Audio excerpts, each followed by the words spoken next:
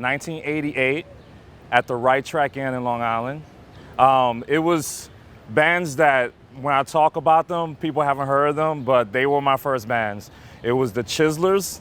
Chislers, remember them, no? Nut Job. And from there, I came to the city and I saw Iceman at CBGBs. And then I saw Burn at Pyramid Club. Then there was the big show that turned me into a hardcore kid. And that was Killing Time, Sick of It All, and GBH at the New Ritz. And that was a span between 1988 and 1990.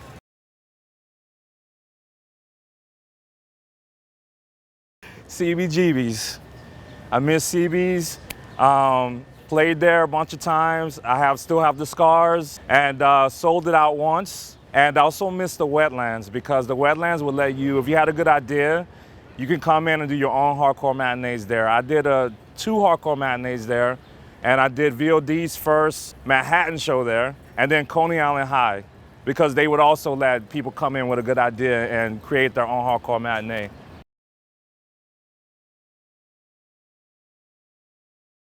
I would have to say Julian, who sings for Still Suit, and they used to be called Standoff. When that kid was at a show, because he's a short guy, he was jumping up and around and just kind of like causing a lot of commotion and knocking a lot of people over. And if you ever watch him perform on stage, you'll see what I'm talking about. Just imagine him in the pit. I would say it would have to be Julian.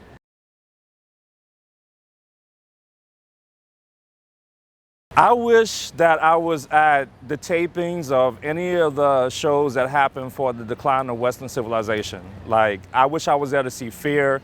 I wish I was there to see Black Flag, X, any of those bands. And then any Bad Brain show that I see footage of from like 80 to 82, I just wish I was there. There's nothing I wish I saw more than those shows.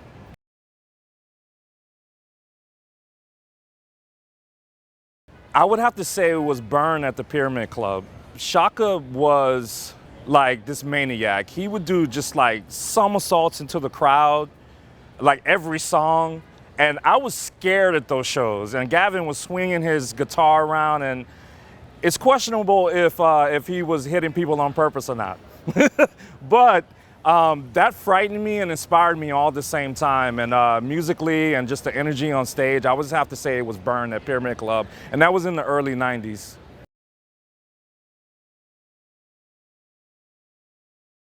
I really studied like the early punk singers. Like I would watch like videos of Darby Crash kind of rolling around on the floor, and Ron Reyes. Like I would watch videos of him over and over and over, Ron Reyes from Black Flag.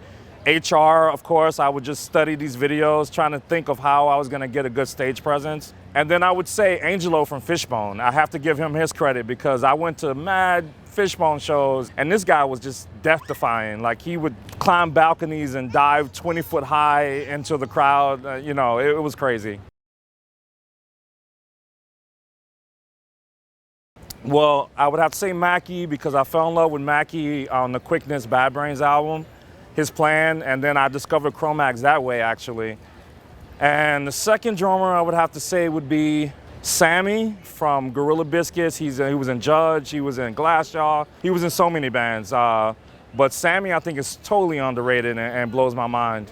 And then also Ben Collar from Converge. He's a beast, maniac. Wow. And I got to play in a band with him once, so yeah, he's incredible.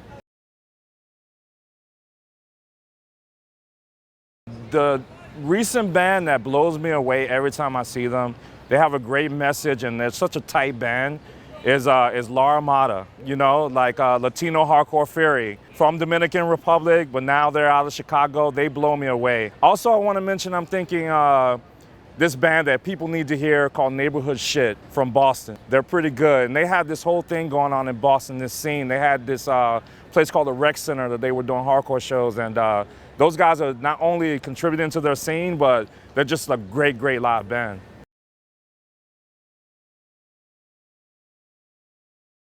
I got wisdom from Vinny about just how to treat other bands.